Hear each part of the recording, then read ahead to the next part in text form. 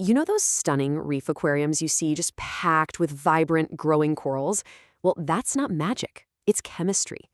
Today, we're going to dive deep into one of the most important parts of reef keeping, nailing that perfect chemical stability through dosing. All right, so here's our game plan. We'll kick things off with why stability is the absolute king in a reef tank.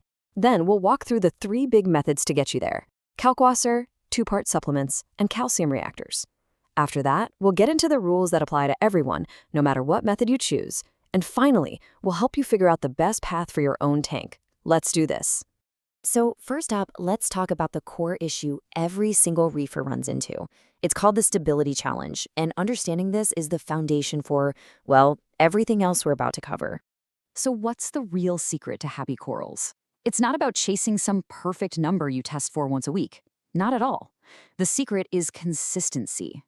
Corals and other critters in your tank don't just like stability, they absolutely need it to thrive.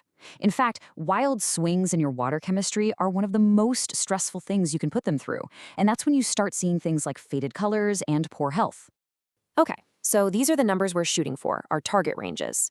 We want to keep calcium somewhere between 420 and 450 milligrams per liter. And for alkalinity, we're aiming for 8 to 12 DKH. That DKH stands for degrees of carbonate hardness, but really, you can just think of alkalinity as your water's bodyguard. It's what keeps your pH from swinging all over the place. The goal is to get these numbers in range and then lock them in. That's the name of the game. All right, let's get into our first method for keeping things stable: Kalkwasser. This is a true classic, an old-school approach that tons of reefers still swear by today, and for good reason. So what is this stuff exactly? Kalkwasser is just a German term for a simple solution of calcium hydroxide. When you add it to your tank, slowly, it gives back both the calcium and the alkalinity that your corals are constantly using up. Plus, it has this awesome side benefit of helping to prop up your tank's pH. Getting started with it is actually pretty simple. Most people add it using their automatic top-off system, the ATO, that replaces evaporated water. A really solid starting dose is somewhere between half a milliliter and 2 milliliters for every gallon of water in your tank, each day. You start there, test your water, and see how you need to adjust. But listen up, because this is the absolute golden rule of using Kalkwasser.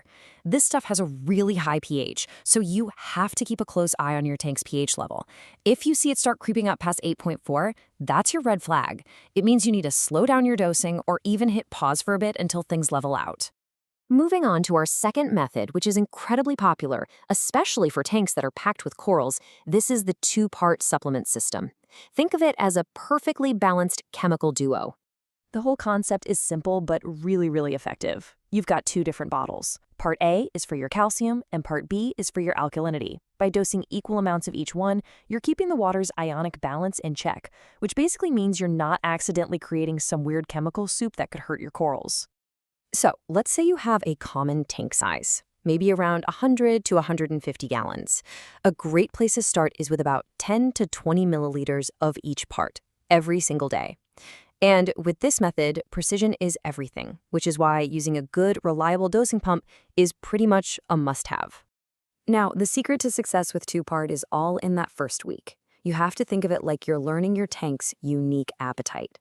For that first week, you need to test your calcium and alkalinity every day, or at least every other day. That frequent testing is what lets you dial in the perfect dose, so you're replacing exactly what your corals are consuming, no more and no less. Okay, on to our third and final method, the calcium reactor. This is often seen as the big gun, the more automated, almost set-it-and-forget-it solution, especially for larger, more advanced reef tanks. So how does this machine work? Well, a calcium reactor is basically a chamber that you fill with aragonite media. Think of it as crushed up old coral skeletons. Then you slowly bubble a little bit of CO2 into that chamber. This makes the water inside slightly acidic, which safely dissolves the media and releases a perfectly balanced, steady stream of calcium and alkalinity right back into your tank. When you're first setting one up, the philosophy is always start low and go slow. You begin with a really low flow of CO2 and a very slow drip rate for the effluent. That's the water coming out of the reactor. A good target to shoot for is an effluent output that's about 5 to 10% of your total tank volume per day.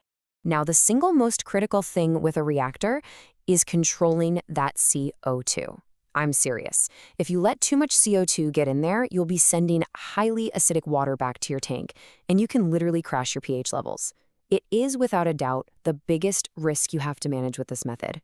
So we've walked through the three main methods, but here's the thing. It doesn't really matter which one you choose. Your success is going to come down to following a set of universal rules. This routine is what really guarantees stability in the long run.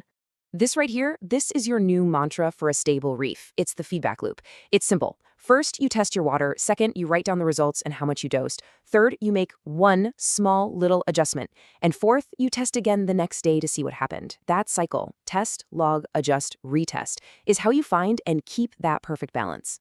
And here are a few safety rules that are just non-negotiable. First, never mix different products together in the same jug. You'll basically just create a useless chemical rock. Second, keep your dosing lines and pumps clean. Third, make sure you've got good water flow in your tank so the dose gets spread around evenly. And finally, the most important rule of all, when in doubt, make smaller changes. Whew, okay, we've covered a ton of ground. So that brings us to the big million-dollar question. Which one of these methods is the right path for you and for your reef? This isn't about finding the one method that's the best. It's not a competition. It's all about figuring out which approach is the best fit for your specific situation. So let's break down how you can decide. It really just boils down to asking yourself three things. 1, how big is my tank and how many corals do I have that are sucking up these elements? 2, let's be honest. How comfortable am I tinkering with chemistry? And 3, how much hands-on time do I actually want to spend on maintenance every week? Answering those questions honestly will point you right to your answer. You know, this quote really says it all.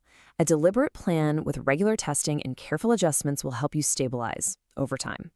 In the end, it's not about the brand of salt you use or the fancy gear you buy. Success comes from that simple philosophy: having a plan, testing regularly, and making small, careful adjustments. That is the secret sauce to building a stable, thriving reef.